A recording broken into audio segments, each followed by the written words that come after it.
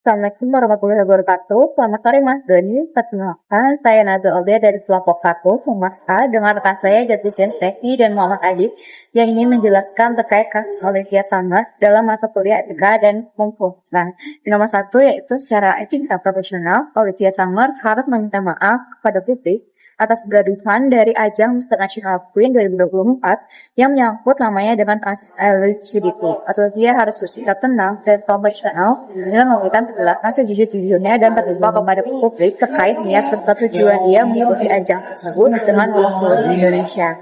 Kegaduhan tersebut tentu timbul karena adanya perbedaan pendapat, apalagi dengan norma Indonesia yang masyarakatnya ini beragama dan sangat sensitif dengan fenomena tersebut. Sehingga perlunya menghindari pertanyaan-pertanyaan yang dapat memperkeruh suasana maupun yang bersifat menyinggung terutama terhadap pihak ormas keagamaan yang sangat menentang kasus ini. Penjelasan tersebut harus disampaikan dengan komunikasi efektif dan menggunakan platform komunikasi yang secara luas serta bijak agar informasi tersebut secara tersebar luas serta minim kesalahpahaman. Olivia juga harus menghormati pendapat publik dan tidak bisa memaksakan pandangan lain yang berbeda agar reputasi tetap positif. Olivia perlu meningkatkan performanya dan tetap fokus berfungsi positif dalam ajang tersebut, namun dengan catatan tidak mengabaikan sensitivitas sosial di Indonesia. Meskipun ada penolakan keras dan agamaan, namun Olivia sudah berkompetisi secara resmi sebagai wakil Indonesia di ajang yang diadakan di Thailand pada 24 Agustus 2024. Dan pada ajang tersebut, dia juga mendapatkan penghargaan sebagai First Runner-Up Miss Thailand. Hal ini menunjukkan profesionalisme dan prestasinya kepada publik. Lalu yang nomor 2, yaitu meskipun organizer di partainya tentunya harus minta maaf pada publik secara tulus atas kegaduhan tersebut.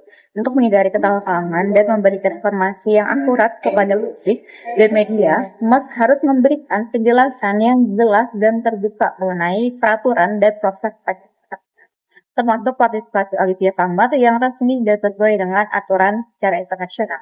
Pihak Humas harus menghormati pandangan yang berbeda tanpa menimbulkan konflik. Hal ini dikarenakan terdapat kelompok masyarakat dan ormas keagamaan yang sangat menolak LGBT. Dalam hal ini, Humas dapat menjelaskan bahwa acara ini inklusif dan bertujuan untuk mempromosikan keberagaman dan hak asasi manusia secara internasional. Kemudian, untuk mempertahankan reputasi dari ajang tersebut, Humas harus fokus pada profesionalisme penyelenggaraan dan pencapaian peserta, bukan perdebatan agama atau politik. Contohnya adalah pencapaian Olivia Samad yang menerima penghargaan khusus dari ajang tersebut.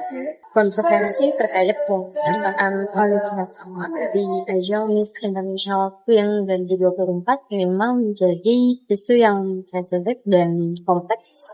Sebagai humas, penting untuk mempertimbangkan aspek hukum, sosial, dan etika dalam merespons situasi ini. Jika event organizer atau IO MPQ 2024 memutuskan untuk melakukan tuntutan hukum terhadap pihak-pihak yang mendesak pembatalan finalis, ada beberapa dasar hukum yang dapat digunakan. Pertama, IO dapat mengacu pada prinsip hak asasi manusia yang menjamin kebebasan individu untuk berpartisipasi dalam kegiatan internasional, termasuk ajang kecantikan. Kedua, jika ada kontrak yang telah ditandatangani dengan sponsor atau pihak lain, IO dapat menggunakan dasar hukum kontrak untuk melindungi hak-hak mereka. Ketiga, jika ada pernyataan atau tindakan yang merugikan reputasi IO atau Olivia, IO dapat mempertimbangkan tuntutan atas dasar pencemaran nama baik sesuai dengan Kitab Undang-Undang Hukum Pidana atau KUHP.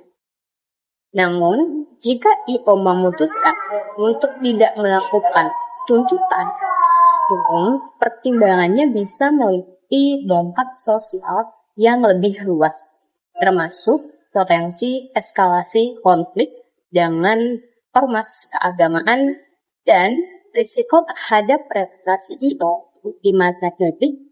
Dalam situasi seperti ini, pendekatan dialog dan mediasi mungkin lebih efektif.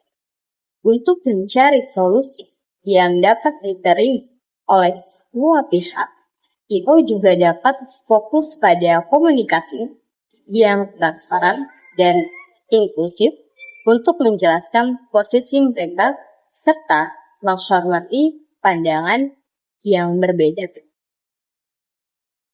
Dari perspektif etika, IO perlu memastikan bahwa mereka tetap menghormati keberagaman dan kebebasan individu sambil menjaga hubungan baik dengan berbagai pihak. Etika yang dapat diterapkan memiliki prinsip keterbukaan, penghormatan terhadap hak asasi manusia, dan komitmen untuk mencari solusi yang tidak merugikan. Sebagai humas, menjadi jembatan komunikasi yang efektif antara IO, publik, dan pihak-pihak yang terlibat dalam kontroversi ini. Dengan pendekatan yang bijaksana, IO dapat mengelola situasi ini dengan cara yang profesional dan bertanggung jawab. Kecantikan terbesar di dunia untuk para kaum wanita transgender. Kalimat tersebut merupakan unique selling point yang dimiliki oleh Miss International Queen atau MIT. Apabila kita identifikasi, maka akan didapatkan bahwa permasalahan utama yang mempengaruhi citra dari MIT sendiri merupakan unique selling point-nya, terlebih khususnya di bagian transgender. Transgender sendiri termasuk ke dalam komunitas LGBTQ. Komunitas LGBTQ sendiri merupakan sebuah konsep yang sangat bertentangan dengan norma serta agama yang diajarkan di berbagai negara. Lalu, bagaimana MIQ dapat memperbaiki citra mereka? Yaitu dengan memberikan edukasi yang lebih lanjut tentang komunitas LGBTQ kepada para publik lewat para partisipan acara mereka yang mengikuti MIQ. Mereka bisa menceritakan kisah perjalanan mereka sebelum dan sesudah perubahan mereka dan memberikan alasan kenapa mereka melakukan perubahan tersebut.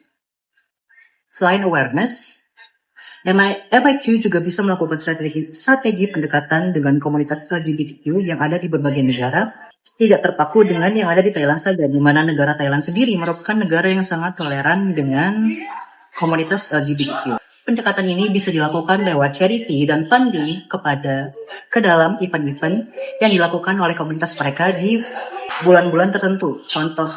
Contohnya di bulan Juni, di hari Minggu 1 Juni 2025 dan Senin 30 Juni 2025. Di mana bulan tersebut digunakan para komunitas LGBTQ untuk merayakan dan mendedikasikan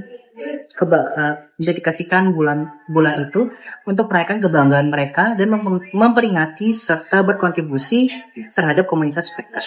Nah, hal ini bertujuan untuk mendapatkan dukungan yang lebih erat dan menciptakan solidaritas serta keutuhan yang lebih dengan sama komunitas mereka tanpa menciptakan penolakan yang lebih besar oleh norma-norma dan ajaran agama yang diajarkan, yang pastinya akan sangat menentang hal tersebut. Sekian presentasi dari kelompok 1, kurang lebihnya mohon maaf. Wassalamualaikum warahmatullahi wabarakatuh.